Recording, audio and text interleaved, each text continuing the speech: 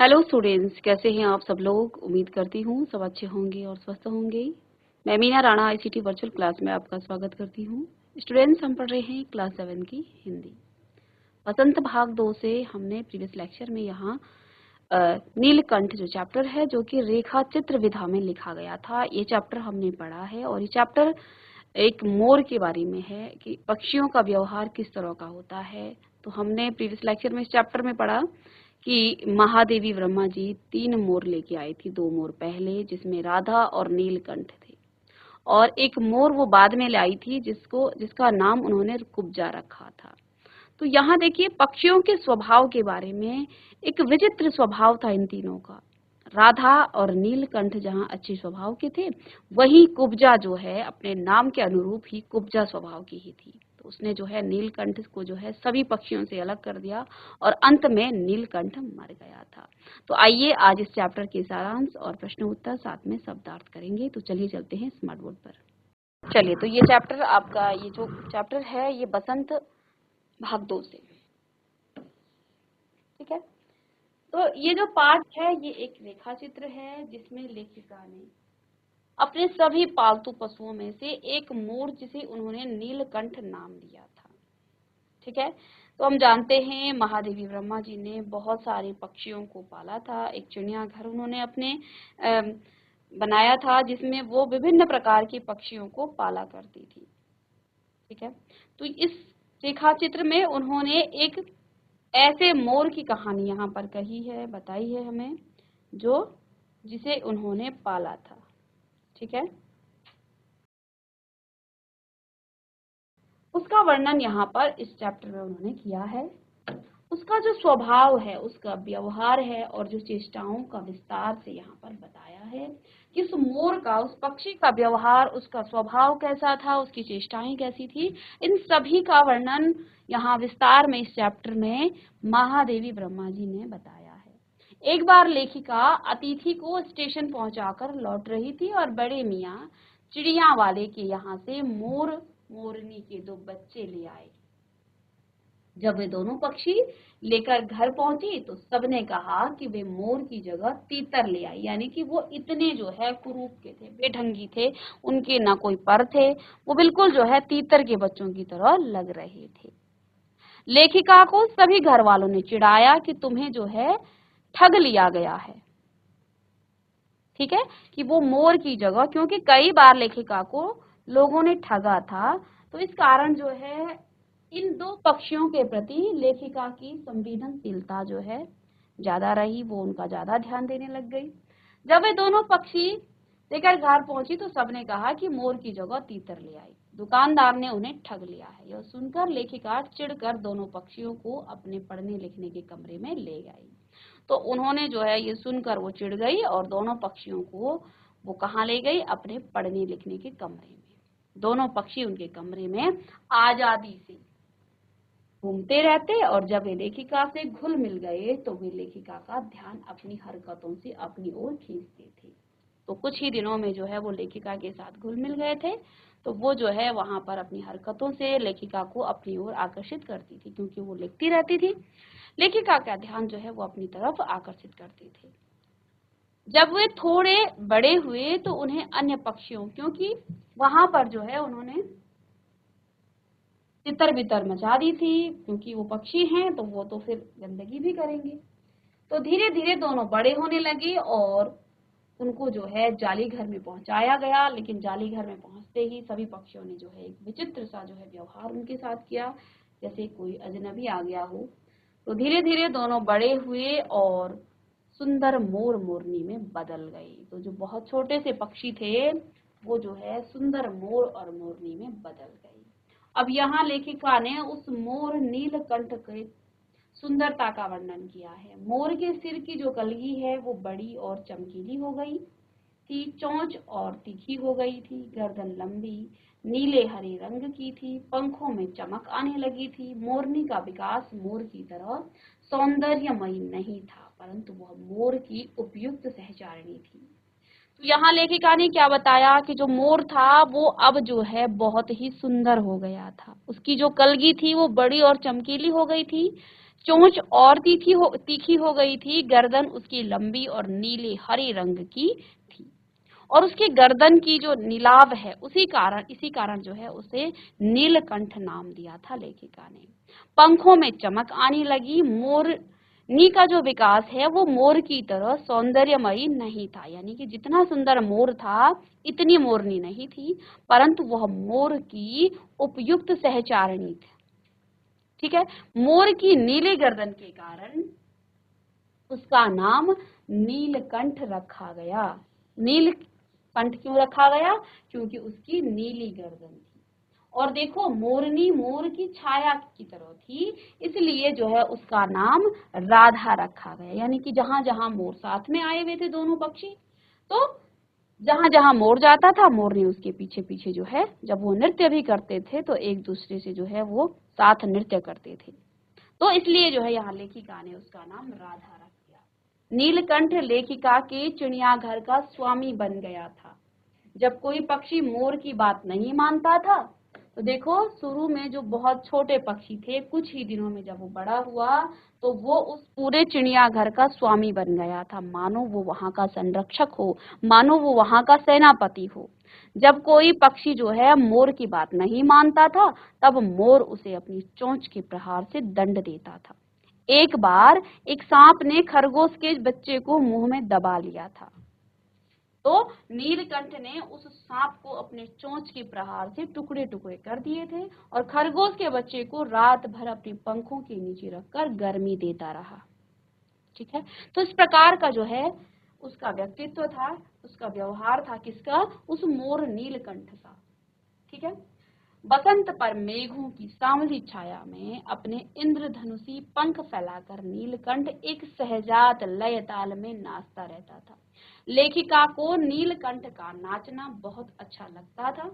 अनेक विदेशी महिलाओं ने उसकी मुद्राओं को अपने प्रति जो है व्यक्त सम्मान समझकर उसे परफेक्ट जेंटलमैन की उपाधि दे दी थी। तो लेखिका जो है लिखती थी, कई विदेशी मेहमान भी वहां आते थे, तो अनेक विदेशी महिलाओं ने अपनी मुद्राओं को जो है, अब मोर क्या करता था, जब कोई बाहर से आता था तो वो अलग अलग प्रकार की जो है मुद्राएं बनाता था, नृत्य करता था।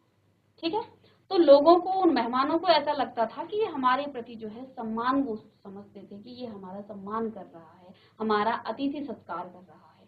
तो वो क्या करते थे, उसे परफेक्ट जेंटलमैन की उपाधि उन विदेशी महिलाओं ने उस मोर को दी। नीलकंठ और राधा को वर्षा ऋतु बहुत अच्छी लगती थी। उन्हें बादलों के आने से पहले उनकी आहट सुनाई देने लगती थी। अब जैसा कि हमने चैप्टर में भी पढ़ा कि मोर को जो है बरसात में वो बहुत नाचता था, और जितनी तेज बारिश होती थी उतनी ही तेज जो है उस मोर और मोरनी का नृत्य होता था। वर्षा ऋतु बहुत अच्छी उनको लगती थी। उन्हें बादलों के आने से पहले उनकी आहट सुनाई देने लगती थी। बादलों की गड़गड़ाहट, वर्षा की रिमझिम, बिजली की चमक जितनी अधिक होती, नीलकंठ के नृत्य में उतनी ही तन्मयता और वेग बढ़ता जाता। बरसात के समाप्त होने पर वह दाहिने पंजे पर दाहिना पंख और बाएं पर बायां पंख फैलाकर सुखाने लग जाता, या दोनों का भी जो है, उन दोनों के प्रेम में एक दिन तीसरा भी आया। ठीक है, अब क्या हुआ, जब लेखिका जो है फिर से उस दुकान पर जाती है, आज जो है लेखिका ये सोच कर जाती है कि अब मुझे कोई भी पिंजड़ा वहां पर नहीं देखना है, अब मुझे कोई भी पक्षी जो है वहां से नहीं लेके आना है। तो बड़े मियाँ भी जो है एक टूटे पंजों वाला जो मोरनी थी उसके लिए जो है लेखिका से कहता है कि इसकी जो है टांगे टूटी हुई है, मैं अब इसको भी कैसे दे सकता हूँ। लेकिन अब जो है लेखिका से नहीं रहा जाता है, और 7 रुपये दे करके वो उसे भी घर ले आती है। पंजों की मरहम पट्टी करने पर 1 महीने में वो ठीक हो गई और डगमगाती हुई चलने लगी थी। उसे जाली घर में पहुंचाया गया। किसे? उस नई मोरनी को। लेकिन उसके दोनों पैर खराब हो गए थे, जिसके कारण वह डगमगाती हुई चलती थी। उसका नाम रखा गया कुब्जा। उसका क्या नाम रखा गया? कुब्जा, क्योंकि वो डगमगाती हुई चलती थी गया था। नीलकंठ और राधा को वह जब भी साथ देखती उन्हें मारने दौड़ती। उसके चोंच से मार मार कर राधा की कलगी और पंख नोच डाले थे। उसने जो है अपनी चोंचों से, अपनी चोंच से राधा को मार मार कर उसकी कलगी और पंख नोच डाले थे। नीलकंठ उससे दूर भागता था और पर वह उसके साथ रहना चाहती थी। कई बार तो नीलकंठ वहां से कई दिन तक भागा रहा, कई दिन तक वो पेड़ की टहनियों पर, ठीक है। तो वो कुब्जा की किसी भी पक्षी से मित्रता नहीं थी। कुछ समय बाद राधा ने 2 अंडे दिए। उन अंडों को अपने पंखों से छिपाई बैठी रहती थी। जैसे ही कुब्जा को राधा के अंडों के विषय में पता चला, उसने अपनी चोंच के प्रहार से उसके अंडों को तोड़ दिया। नीलकंठ इससे बहुत दुखी हो गया। लेखिका को आशा थी कि कुछ दिनों में सब में मेल हो जाएगा। अब लेखिका को इस बात का एहसास न था कि अब नीलकंठ जो है इस दुख में, क्योंकि उनको पता तो नहीं चला कि वो कैसे मरा, लेकिन उसे न तो कोई बीमारी थी, ना ही उस पर कोई चोट था। तो पहले जो चिड़ियाघर में अच्छा माहौल था, खुशनुमा जो है वातावरण था, अब जो है उसी चिड़ियाघर में जो है वातावरण कुछ दूसरा हो गया। सभी दुखी रहने लग गए। परंतु ऐसा नहीं हुआ। हुआ क्या? 3-4 माह के बाद अचानक एक दिन सुबह लेखिका ने नीलकंठ को मरा हुआ पाया। ना उसे कोई बीमारी थी और ना ही उसके शरीर पर चोट का कोई निशान था। लेखिका ने उसे अपनी शाल में लपेटकर संगम में प्रवाहित कर दिया और नीलकंठ के न रहने पर राधा कई दिनों तक कोने में बैठी रही। वह नीलकंठ का इंतजार करती रही, परंतु कुब्जा ने नीलकंठ के दिखाई न देने पर उसकी जो खोजबीन है आरंभ कर दी। एक दिन वह लेखिका की अल्सेशियन कुतिया, जिसका नाम कजली था, एक लेखिका की अल्सेशियन कुतिया थी जिसका नाम कजली था, उसके सामने वो पड़ गई। कौन? कुब्जा। कुब्जा ने उसे देखते ही चोंच से प्रहार कर दिया। अब कुब्जा तो क्या थी, सबको चोंच से मारती रहती थी। उसने जैसे ही उस कुतिया को देखा, उसने तुरंत उस पर चोंच से प्रहार कर दिया। कजली ने अपने स्वभाव के अनुसार कुब्जा की गर्दन पर 2 दांत लगा दिए। कुब्जा का इलाज करवाया गया, परंतु वह नहीं बची। राधा नीलकंठ की प्रतीक्षा करती रही और बादलों को देखती कि वह अपनी कैका ध्वनि से नीलकंठ को बुलाती है। ठीक है, तो ये था इस चैप्टर का यहाँ सारांश। अब देखिए, इस चैप्टर में जो है उन्होंने पक्षियों के व्यवहार के बारे में बताया कि पक्षियों में भी इस तरह के व्यवहार होते हैं। जहाँ नीलकंठ का व्यवहार बिल्कुल, उसमें एक संरक्षण का भाव था, उसमें दया थी, उसमें ममता भी थी और एक सेनापति की तरह वो पूरे चिड़ियाघर में सबकी देखभाल करता था। ठीक है, राधा नीलकंठ के साथ रहती थी, लेकिन कुब्जा जैसी पक्षियां भी होती हैं जो सब कुछ जो है खत्म कर देती हैं। तो कुब्जा ने खुद को भी खत्म किया और साथ में नीलकंठ को भी उसने खत्म कर दिया था।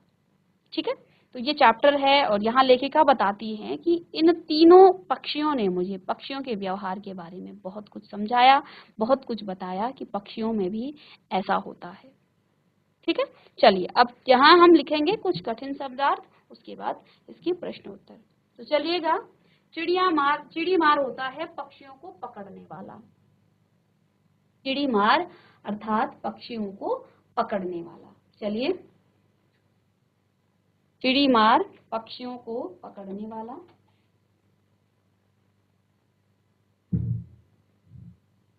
बारह, बारह, बार बार। नेक्स्ट, शावक, बच्चा। अनुसरण करना यानी पीछे पीछे चलना। आविर्भूत यानी कि प्रकट होना। आविर्भूत अर्थात प्रकट होना। एक शब्द यहाँ आया था, नवागंतुक। नवागंतुक यानी कि नया नया आया हुआ, नया नया आया हुआ। तो जब इन दोनों मोर के बच्चों को चिड़ियाघर में महादेवी ब्रह्मा जी ले गई, तो वहां पर उन नवागंतुकों को देखकर सब जो है अजीब सी हरकत करने लग गए। सभी चिड़िया जो है उसे बहुत ध्यान से देखने लग गए, मानो कोई नई वधू जब घर में आती है तो सभी उसको जो है देखते हैं, तो ऐसे ही उन सभी पक्षियों को भी लगा कि दो नए मेहमान आए हुए हैं। ठीक है,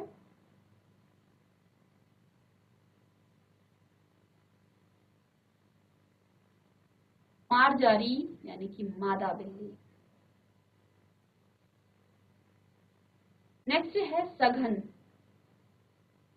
सघन का मतलब है बहुत घनी।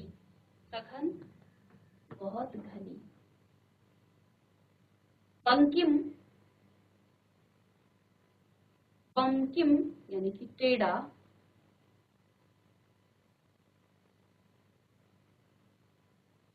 नीलाभ, नीली आभा। नीलाभ, नीली आभा।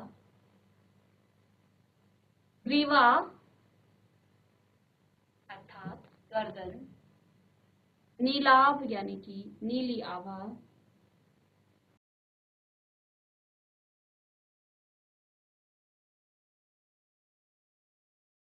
ग्रीवा अर्थात गर्दन।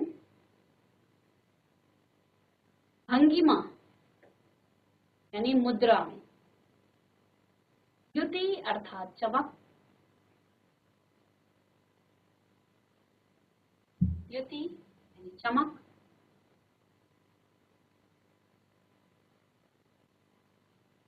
उद्दीप्त होना यानी चमकना। उद्दीप्त होना यानी चमकना। श्याम अर्थात काली। मंथर अर्थात धीमी।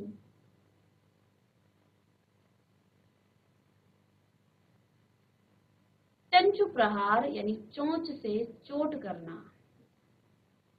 किया चंचु प्रहार? चंचु प्रहार किया नीलकंठ ने सर्प पर। चंचु प्रहार अर्थात चोंच से चोट करना।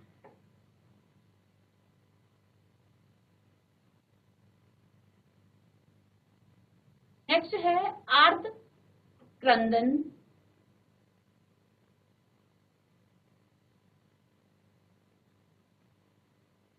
आर्त क्रंदन दर्द भरी आवाज में चीखना। यथा यानी कि पीड़ा। यथा अर्थात पीड़ा। निश्चेष्ट बेहोश होना। कौन हुआ था बेहोश? वो खरगोश का बच्चा।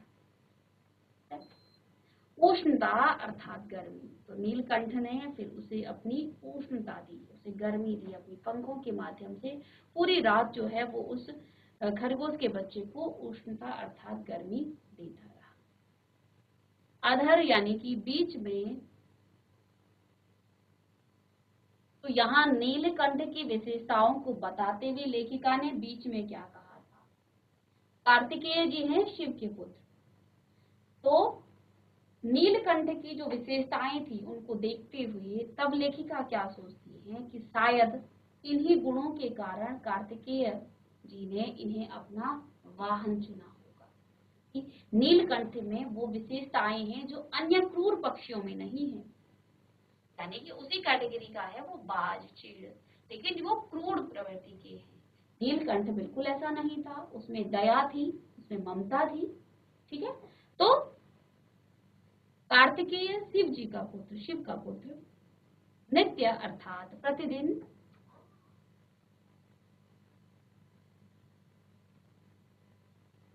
विस्मयाभिभूत, विस्मयाभिभूत अर्थात हैरानी भरा। पैनी यानी कि तेज। पैनी यानी कि तेज। हौले हौले अर्थात धीरे धीरे। हौले हौले अर्थात धीरे धीरे। पुष्पित यानी फूलों, फलों में, फूलों से। पुष्पित फूलों से।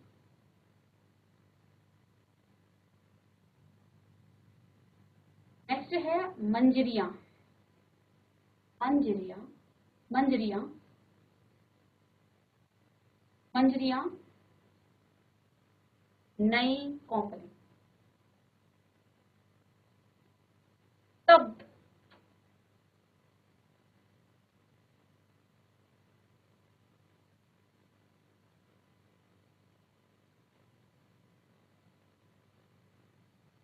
गुलदस्ता, सोपान, सीढ़ी। नेक्स्ट लिखें करुण कथा अर्थात दुख भरी कहानी। करुण कथा, कहानी। विरल, बहुत कम, बहुत कम। विरल यानी बहुत कम। पूंज यानी बाण की रस्सी। सारांश होता है निचोड़, जैसे हम भी पढ़ते हैं क्या इसका निष्कर्ष निकला। ठीक है, संक्षेप में।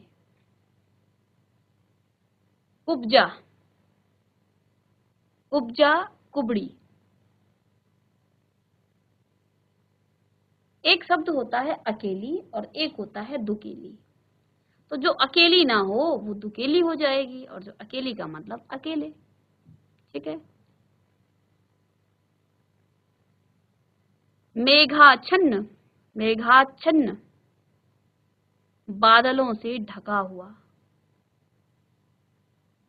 कैका होती है मोर की बोली। मोर की बोली को हम क्या कहते हैं? कैका। और अंतिम है सुरम्य यानी मनोहर। सुरम्य अर्थात मनोहर। सुरम्य यानी मनोहर।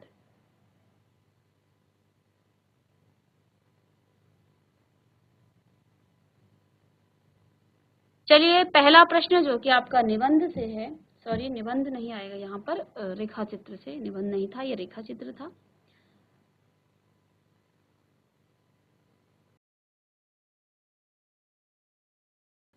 हाँ, आप निबंध के बजाय लिखेंगे रेखा चित्र से।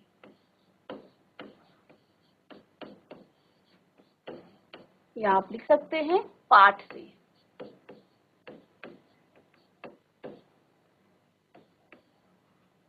पहला प्रश्न,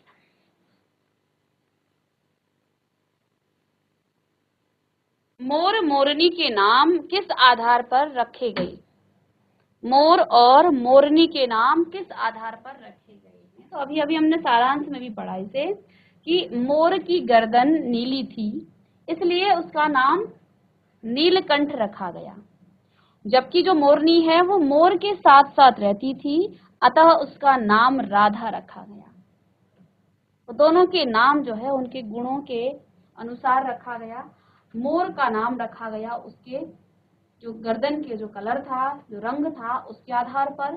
और मोरनी का नाम क्योंकि वो हर बार जो है मोर के साथ रहती थी। जिस प्रकार से कृष्ण के साथ राधा है, हम कृष्ण के साथ राधा को पूछते हैं, ऐसे ही क्योंकि मोरनी हर बार जो है मोर के साथ ही रहती थी, नीलकंठ के साथ रहती थी, इसलिए यहाँ लेखिका ने उसका नाम राधा रखा। वो सहचारिणी थी मोर की, इसलिए उसका नाम राधा रखा गया। चलिएगा इस प्रश्न का उत्तर लिखें। चलिए प्रश्न नंबर 2 लिखें। जाली के बड़े घर में पहुंचने पर मोर के बच्चों को का किस प्रकार स्वागत हुआ? जाली के बड़े घर यानी कि जहां लेखिका का चिड़ियाघर था।